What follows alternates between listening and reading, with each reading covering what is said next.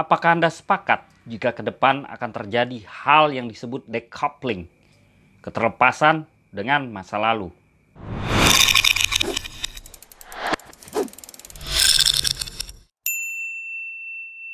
Decoupling adalah keterlepasan atau bukan merupakan kelanjutan bisnis masa lalu atau bisnis saat ini. Decoupling itu bentuk bisnis baru, walaupun bisa saja sebuah bisnis mengalami perubahan bentuk dari masa lalu yang bermetamorfosis ke bentuk baru. Tapi bukan itu. Decoupling benar-benar putus dari masa lalu. Ingat penekanan kalimat saya, putus dari masa lalu. Bisnis ke depan adalah bisnis yang benar-benar baru, belum pernah ada sebelumnya. Jumlahnya juga banyak, bahkan ada yang memprediksi di tahun 2030 ada 40% jenis bisnis baru yang saat ini tidak dikenal sama sekali. Bahkan TV dianggap bisnis zaman dinosaurus. Punah. Anak-anak yang lahir di tahun 2030 ke atas tidak kenal TV. Bayangkan, untuk membangun sebuah stasiun televisi dibutuhkan modal yang mencapai triliunan. Dengan pemirsa per hari diperkirakan mencapai 1 juta pemirsa. Bandingkan dengan para YouTuber dan influencer yang per harinya diperkirakan bisa mencapai 5 juta pemirsa dengan modal yang tidak lebih dari 1 miliar. Maka kita semua harus waspada dan menyadari apa yang akan terjadi dari sekarang hingga tahun 2030. Karena bukan goncangan yang akan kita hadapi, tapi keterlepasan dengan apa yang akan terjadi di masa depan, terutama dalam bidang bisnis dan beberapa sektor kehidupan seperti gaya hidup. Contoh yang paling nyata adalah bagaimana bisnis di masa lalu yang terikat dengan ruang dan waktu, kantor yang besar, pegawai yang banyak,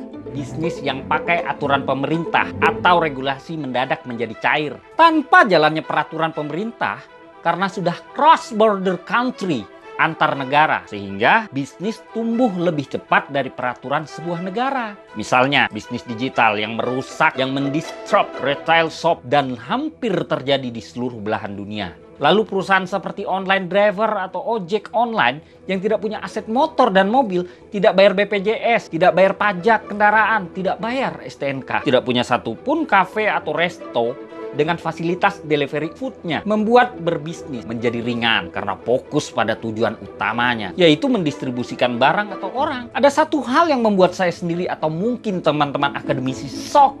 Tentu kita semua tahu bahwa dalam pendidikan, faktor biaya terbesar adalah ruang kelas dan guru. Di mana dalam pendidikan poinnya adalah seseorang harus memiliki ilmu, memiliki informasi, dan memiliki keterampilan berkarya. Dan untuk memiliki ilmu, mendapatkan informasi dan keterampilan berkarya, tidak perlu ruang kelas yang besar dan guru yang banyak. Apa yang akan terjadi kalau semua itu digiring ke arah digital? Di mana ruang kelasnya? Bisa di mana aja, dipakai bergiliran, dan gurunya jadi digital. Itu sekolahan dan kampus tinggal separuh dan jadi lebih efisien, dan gurunya hanya tersisa guru terbaik. Saya yakin hanya 30% guru yang tersisa dalam 10 tahun ke depan. Ini akan membuat kualitas ilmu anak bangsa meningkat.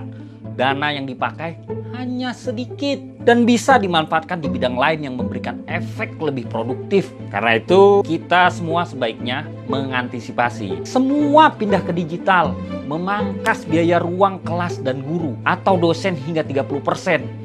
Itulah disrupsi yang pasti akan mungkin terjadi. Di ojol yang nggak punya motor atau mobil serta supir bisa jadi raja distribusi. Mengapa di dunia akademi tidak fokus pada pendidikannya saja, pada ilmunya saja, pada keterampilan sosialnya saja, pada karya nyatanya saja? Dengan memangkas ruang kelas dan jumlah guru, fungsi guru berubah menjadi mentor dan coaching. Fungsi ruang kelas hanya pertemuan seminggu 3 kali. Mungkin sisanya kunjungan langsung ke pertanian, ke perkebunan, ke pabrik, ke dunia nyata, ke museum, dan lain sebagainya. Semesta jadi tempat belajarnya. Bisa sih hopeless stroke itu pemikiran masa lalu akan pendidikan yang saat ini di Indonesia sudah 100 tahun belum berubah. Pasti ke depan akan terdisrupt dengan visi decoupling kaum milenial yang memimpin pendidikan. Siap berubah atau terlindas kita?